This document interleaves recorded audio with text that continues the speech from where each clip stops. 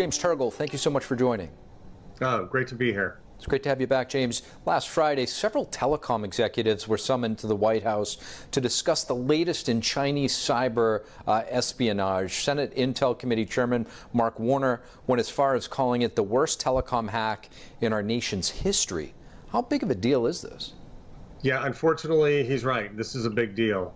Given the fact that you've had Chinese-backed attackers, whether it was Ministry of State Security or proxies, actually get into either through, I think, through third parties, but into some of our major telecom providers through what we called CALIA, the communications assistant to law enforcement. There's a whole ability to have somewhat, they call them backdoors, but it's really the ability for law enforcement to have access to certain types of telecoms. The fact that they were able to either monitor calls or certainly download, exfiltrate data is a significant national security issue.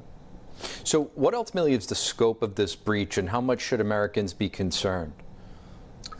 Well, the scope of the breach, the investigation's still ongoing. The fact that there are there's tons of encryption out there between when you're actually having these communication providers, these ISPs.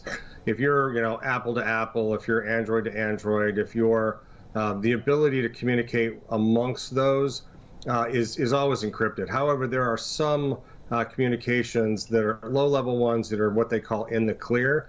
That could be compromised, but it is, again, they're still investigating the extent of this. It's more alarming about the fact that they were able to infiltrate all or most of our major telecoms in order to go through these back doors. What can China ultimately do with this data? What are they seeking to do here?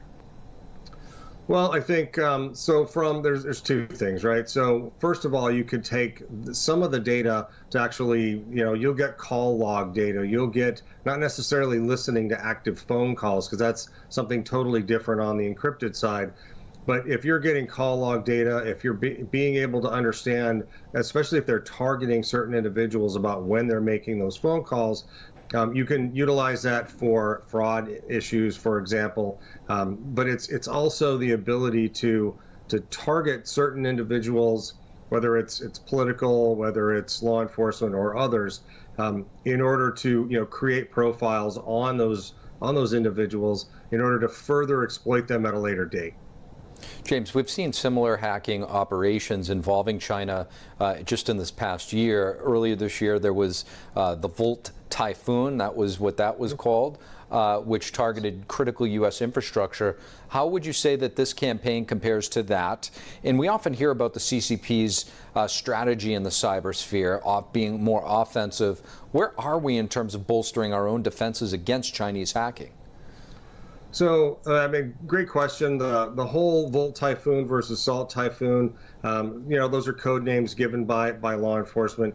The whole critical infrastructure piece, you can't take these in isolation, right? The China has a significant strategy in how they're attacking from multiple levels. Volt Typhoon takes it from the critical infrastructure piece. Salt Typhoon takes it from the communications piece. Then you start to merge those together. The data that you get out of either one of those attacks, right, can give a bigger picture, again, for additional attacks.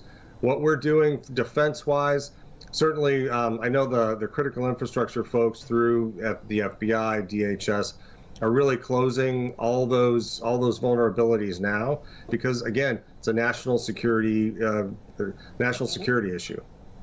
Former Executive Assistant Director of the Information and Technology Branch at the FBI, James Turgel, really appreciate your insights. Oh, thank you so much for having me.